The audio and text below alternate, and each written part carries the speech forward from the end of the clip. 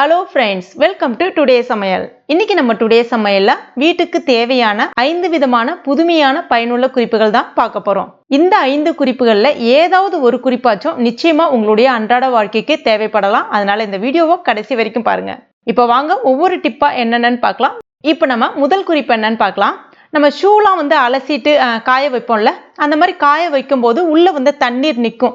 நம்ம என்னதான், அதாவது லேஸ் வச்ச ஷூவா இருக்கட்டும், நம்ம கொடியில கட்டினாலும் அது பாத்தீங்கன்னா உங்களுக்கு தண்ணி சட்டுன்னு அதுல இருந்து வடியவே வடியாது.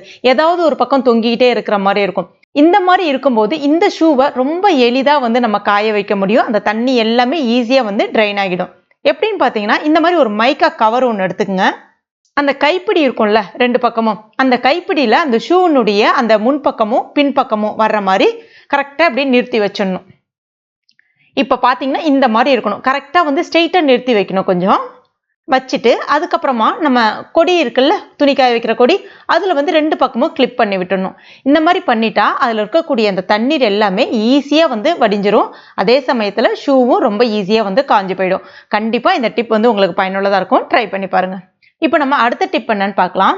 எப்பவுமே நம்ம பால் காய்ச்சும் போது பாத்தீங்கன்னா பால் பொங்கி அப்படியே கீழே வழிஞ்சு அப்படியே ஓடி போயிடும். அந்த மாதிரி பால் காய்ச்சும் போது பொங்கி கீழே விழாம இருக்கிறதுக்கு ஒரு சூப்பரான புதுமையான டிப்ஸ் தான் பார்க்க போறோம். இதுல இன்னொரு டிப் நான் எக்ஸ்ட்ரா சொல்றேன்.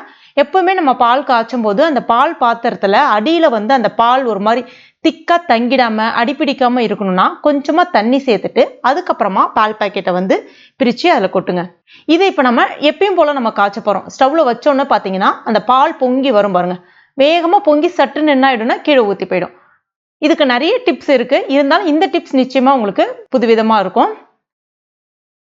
இதே மாதிரி செஞ்சுட்டு இதுல இன்னொரு முக்கியமான டிப்பும் சொல்றேன். நம்மளுடைய என்விரான்மெண்ட், அதாவது நம்மளுடைய சுற்றுச்சூழ்நிலையை நம்ம சுத்தமா வச்சுக்கணுன்றதுக்காக பால் பாக்கெட் எப்ப கட் பண்ணாலும் சரி, இந்த மாதிரி கட் பண்ண பிறகு அது உள்ள அந்த சின்ன துண்டு இருக்குல்ல, அது உள்ள போட்டுருங்க. இந்த மாதிரி நம்ம குப்பையில போட்டுட்டோம் அப்படின்னா ஈஸியா அந்த சின்ன சின்ன துண்டுகள் மண்ணோட மண்ணா கலந்து நம்மளுடைய சுற்றுச்சூழ்நிலையை பாதிக்காம இருக்கும். அதுக்காக தான் இதை ஃபாலோ பண்ணி பாருங்க. இப்ப நம்ம பால் காய்ச்சறதுக்கு முன்னாடியே என்ன பண்ணணும்னா, இந்த மாதிரி ஒரு சில்வர் கிண்ணம், சின்ன கிண்ணம் ஒன்று எடுத்துக்கங்க. அந்த கிண்ணத்தை இது உள்ள இப்படி போட்டுடணும். போட்டுட்டு எப்பவும் போல நம்ம பாலை காய்ச்ச ஆரம்பிச்சிடலாம். இந்த மாதிரி காய்ச்சிட்டு அப்படி பொங்கி வரும்போது பாத்தீங்கன்னா பால் உள்ளுக்குள்ளே கொதிக்குமே தவிர உங்களுக்கு மேலெழும்பி வராது. அதாவது மேலெழும்பி வரும். அந்த மேல வர்ற கட்டத்துல உள்ள தானாவே அமுங்கி பால் நல்லா கொதிச்சு வர ஆரம்பிக்கும். இந்த டிப் நிச்சயமா பயனுள்ளதா இருக்கும். இதுவும் ட்ரை பண்ணி பாருங்க. இப்ப நம்ம அடுத்த குறிப்பு என்னன்னு பார்க்கலாம். நம்ம சிலிண்டர்லாம் பயன்படுத்துறோம்ல, சிலிண்டர் பயன்படுத்தும் போது அதுல ஏதாவது லீக்கேஜ் இருக்கான்னு நம்ம கண்டிப்பா நோட் பண்ணணும். அந்த மாதிரி நோட் பண்ணும்போது தான் நம்மளுடைய வீட்டை நம்ம பத்திரமா பாதுகாக்க முடியும். எப்பவுமே நீங்க சிலிண்டர் வாங்கினதுக்கு அப்புறமா இந்த மாதிரி அந்த ஹோல் இருக்குல்ல, அதுல கொஞ்சமா தண்ணீர் சேர்த்துங்க. சேர்த்த உடனே அதுல இருந்து பபுள்ஸ், அதாவது முட்டை முட்டையா வெடிக்காம இருக்கணும். அந்த மாதிரி பபுள்ஸ் வருது அப்படின்னா அதுல இருந்து காத்து வெளிப்பட ஆரம்பிக்குது. உங்களுக்கு சிலிண்டர் லீக் ஆயிட்டு இருக்குன்னு அர்த்தம். ரொம்ப எளிதா கண்டுபிடிக்கலாம். இதை கண்டிப்பா எல்லா பெண்மணிகளுக்குமே தெரிஞ்சுக்க வேண்டிய ஒரு விஷயம். இது கண்டிப்பா தெரிஞ்சுக்கணும். சப்போஸ் உங்களுக்கு இந்த மாதிரி பபுள்ஸ் வராம அப்படியே நம்ம ஊத்தின தண்ணி நின்னுது அப்படின்னா அப்போ நம்மளுடைய சிலிண்டர் லீக் இல்லாம இருக்குன்னு அர்த்தம். ஒரு சின்ன டவலை பயன்படுத்தி அந்த தண்ணீரை நம்ம தொடச்சிட்டு எப்பயும் போல பயன்படுத்த ஆரம்பிக்கலாம். இப்போ நம்ம அடுத்த டிப் என்னன்னு பார்க்கலாம். நம்ம இந்த மாதிரி ஸ்பூன் ஸ்டாண்டு இல்லைன்னா பென் ஸ்டாண்ட் எல்லாம் பயன்படுத்துவோம்ல, இந்த மாதிரி பயன்படுத்தும் போது கண்ணாப்புன்னு எல்லாத்தையும் ஒன்னோட ஒன்று கலந்துட்டு போடாம அதை நம்ம கொஞ்சம் பிரிச்சு போடலாம். அதாவது இந்த இதே நம்ம பார்ட்டிஷன் பண்ணிக்கலாம். ரப்பர் பேண்ட் எடுத்துக்கங்க. ரப்பர் பேண்டால இப்படி ஃபர்ஸ்ட் ஒரு தடவை போட்டுக்குங்க.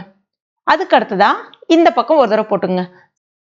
இப்ப இந்த மாதிரி நம்ம பார்ட்டிஷன் பண்ணதுக்கு அப்புறமா இப்ப இதுல நம்ம ஃபோக் தனியா, ஸ்பூன் தனியா, அதுக்கப்புறமா கத்தி தனியா, அதுக்கப்புறம் லைட்டர் தனியா, இந்த மாதிரி கூட நம்ம பிரிச்சுக்கலாம். பார்க்கறதுக்கு நீட்டாவும் இருக்கும்.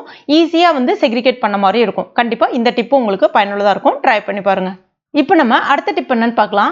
நம்ம ஏதாவது ஸ்டோரேஜ் பாட்டில் பயன்படுத்துவோம்ல, அதுல ஏதாவது ஒரு பொருள் நம்ம பயன்படுத்தும் போது பாத்தீங்கன்னா அந்த ஸ்மெல் சட்டுன்னு போகவே போகாது. நீங்க என்னதான் டிஷ்வாஷ் லிக்விட் போட்டு யூஸ் பண்ணி பயன்படுத்தினாலும் அதுல இருக்கக்கூடிய அந்த ஸ்மெல் சட்டுன்னு போகவே போகாது.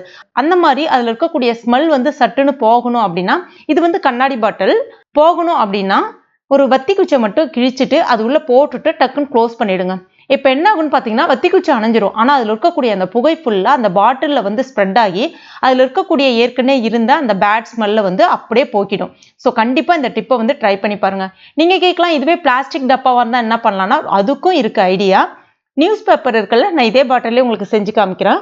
நியூஸ் பேப்பர்ல கொஞ்சோண்டு தண்ணியை நினைச்சிட்டு அந்த பாட்டில் முழுக்கமே இப்படி ஃபுல்லா சுத்தி விட்டுட்டு அதுக்கப்புறமா பாட்டில் வந்து கொஞ்சம் காய வச்சுட்டு நீங்கள் பயன்படுத்துனீங்கன்னா அதில் இருக்கக்கூடிய அந்த பேட் ஸ்மெல் எல்லாமே வந்து போயிடும். இது ரொம்ப ரொம்ப ஒரு சூப்பரான டிப்பு. கண்டிப்பாக ட்ரை பண்ணி பாருங்க. நான் சொன்ன இந்த டிப் எல்லாமே உங்களுக்கு பயனுள்ளதாக இருந்திருக்கும்னு நினைக்கிறேன். நிச்சயமா ஏதாவது ஒரு குறிப்பு உங்களுடைய அன்றாட வாழ்க்கைக்கு தேவைப்படணும்னு நினைக்கிறேன்.